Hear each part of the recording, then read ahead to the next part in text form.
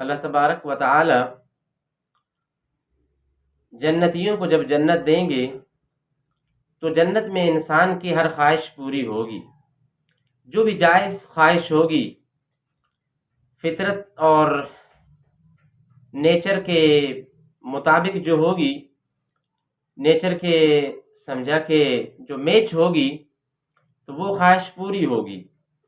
ناجائز کوئی خواہش جنت میں نہ پوری ہوگی، نہ جنتی ان کی خواہش ناجائز چیز کی یعنی کر بھی نہیں سکتے ہیں۔ ایسی گندی اور ناپاک سوچ اور ایسے مطالبات ان کے ذہنوں میں بالکل نہیں آ سکتے ہیں، اور وہاں کسی قسم کی کوئی بدتمیزی اور گالم گلوچ اور کسی قسم کی سمجھا کہ وہاں نہ پیشاب کی ضرورت ہوگی اور نہ اسی طرح وہاں پر رینچ ہوگی، نہ تھوک ہوگی، سمجھا اسی طرح کی چیزیں وہاں نہیں ہوں گی، نہ کسی سمیل اور بدبودار چیز وہاں پر سمجھا کہ ہو سکتی ہے۔ اسی طرح ایک حدیث میں آیا، جناب رسول اللہ صلی اللہ علیہ وسلم نے فرمایا کہ جنت کی ایسی نعمتیں ہیں کہ نہ کسی آنکھ نے کبھی ایسی نعمتیں دیکھی ہیں، نہ کسی کانوں نے ایسی نعمتیں سنی ہیں، نہ کسی کسی کے دل میں ایسے خیال اور کسی کے ذہن میں اس طرح کی تصورات اور ایسی نعمتوں کی ان کے ذہنوں کے اندر بات آئی ہے۔ ایسی نعمتیں ہوں گی جنت میں۔ ایک حدیث میں آیا، جناب رسول اللہ صلی اللہ علیہ وسلم نے فرمایا کہ جنت کی جو عمارت ہوگی اس کی ایک اینٹ چاندی کی ہوگی اور ایک اینٹ سونے کی ہوگی، اور اس کا گارا مشک کا ہوگا، اور جنت کی جو مٹی ہے وہ زعفران کی ہوگی، اور جنت کی کنکریاں وہ سمجھا کہ یاقوت اور مرجان ہیں اور موتی ہیں۔ ایسی زبردست جنت جنتیوں کو ملے گی۔ دنیا کی اگر چھوٹا سا کوئی کمرہ بناتے ہیں تو کتنی مشقت اور تکلیف کا سامنا کرنا پڑتا ہے۔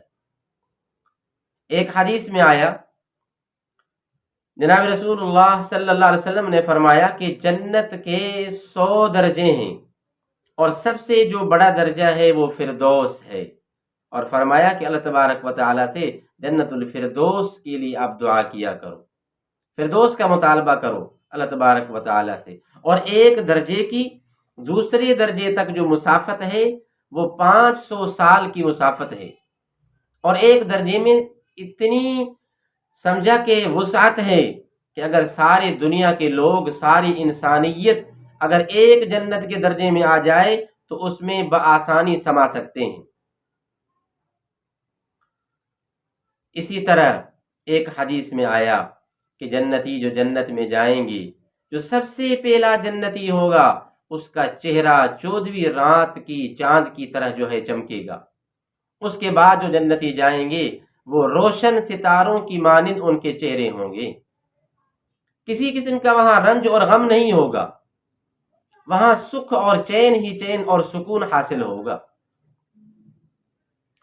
اور ایک حدیث میں آیا، جناب رسول اللہ صلی اللہ علیہ وسلم نے فرمایا کہ اللہ تبارک و تعالی پوچھیں گے جنتیوں سے کہ کیا تمہیں کچھ اور چاہیے، کچھ مزید چاہیے؟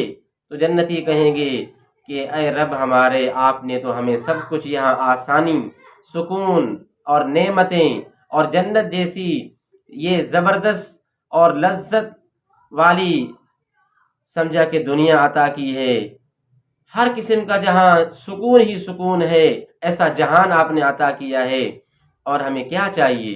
تو اللہ تبارک و تعالی فرمائیں گے، ان جنتیوں کو بلا کر کے اپنا دیدار کرائیں گے، اور ایسی لذت اور سکون حاصل ہوگا کہ وہ کہیں گے کہ جنت کے اندر بھی ایسی لذت نہیں ہے جو اللہ کے دیدار میں ان کو لذت حاصل ہوگی۔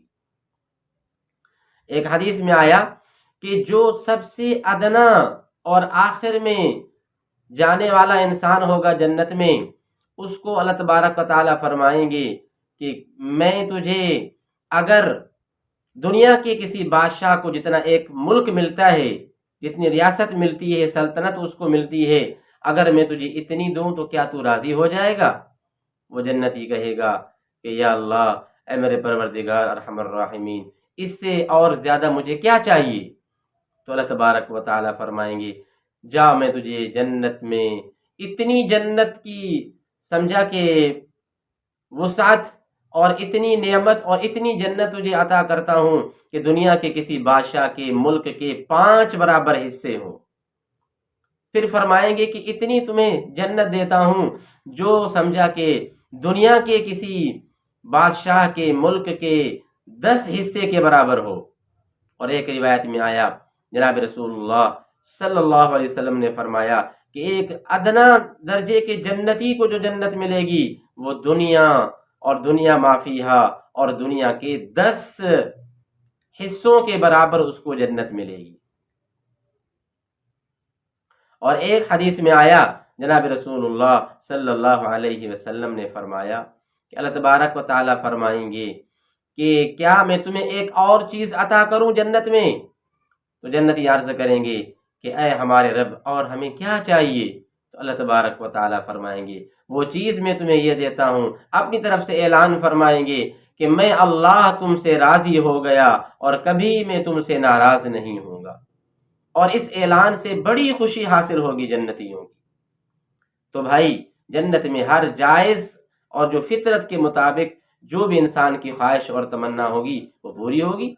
اللہ سے گاڑی مانگے، سب سے بہترین جو گاڑی مانگے مل جائے گی، جو چیز چاہے گا۔ 70 حوریں ملیں گی، حور عین، بڑی بڑی آنکھوں والی، کالی کالی آنکھوں والی حوریں ان کو ملیں گی، جو بدتمیزی سے پاک ہوں گی، جو گالم گلوچ سے پاک ہوں گی، جو حیض سے پاک ہوں گی، جو نفاس سے پاک ہوں گی، ہر قسم کی گندی جو ہے عادتوں سے وہ پاک ہوں گی۔ ایسی حوریں ان کو ملیں گی۔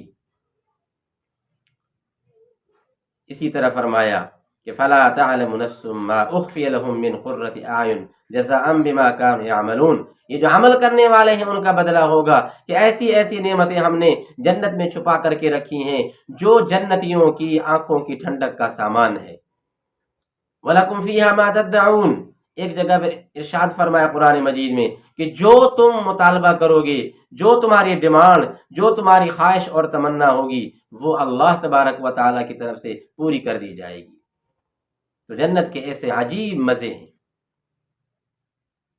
گویا کہ جنت اللہ کی رحمت کا مرکز ہے، جنت اللہ کی رضامندی کا اعلان ہے، جنت اللہ کی رحمت کی تجلی ہے، رحمت کی تجلی کا نام ہے۔ جنت اللہ تبارک و تعالیٰ کی رحمت کا سرچشمہ ہے۔